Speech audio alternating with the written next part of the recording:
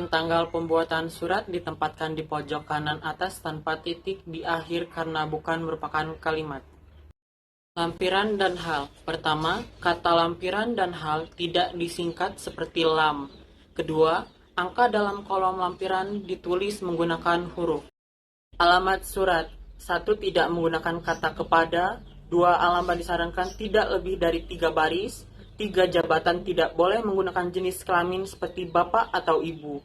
4. Tulisan jalan pada alamat tidak boleh disingkat. 5. Tidak menggunakan titik di masing-masing akhir barisnya. Setelah kata dengan hormat digunakan tanda baca koma.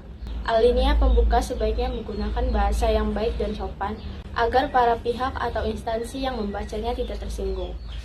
Di dalam alinea ini juga sudah harus muncul pernyataan umum yang menggambarkan diri pelamar atau tesis. Dalam isi terdapat hal-hal berikut. 1.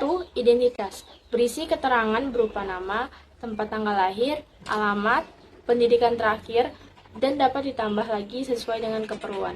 Di dalam menuliskan keterangan tersebut, huruf awal kata digunakan huruf kecil. 2. Maksud dan tujuan merupakan keterangan tentang alasan pengirim atau pelamar pekerjaan menulis surat. 3. Menyatakan lampiran.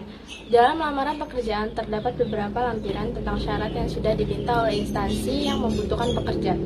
Oleh karena itu, pelamar harus memenuhi lampiran yang diminta tersebut. Kemudian, di setiap rincian digunakan tanda baca titik koma, dan di akhir lampiran digunakan baca titik. Dalam surat lamaran pekerjaan, isi penutup haruslah menunjukkan antusias pelamar pekerjaan kepada instansi yang dituju. Salam penutup. Jika di awal ada salam pembuka, tentulah diakhiri salam penutup. Sebagai surat lamaran, salam penutup menjadi sangat penting. Salam penutup sebagai bentuk etika, sopan santun, dan penghormatan. Tanda tangan ini biasanya berada di pojok kanan bawah surat. Lalu di bawahnya ditulis nama lengkap.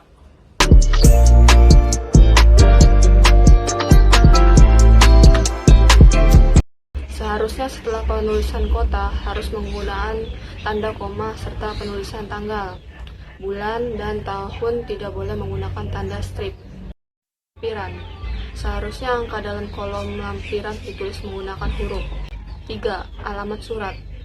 Tidak menggunakan kata kepada, lalu tidak boleh menggunakan jenis kelamin seperti bapak atau ibu, dan tidak boleh menggunakan tanda titik di masing-masing akhir barisnya.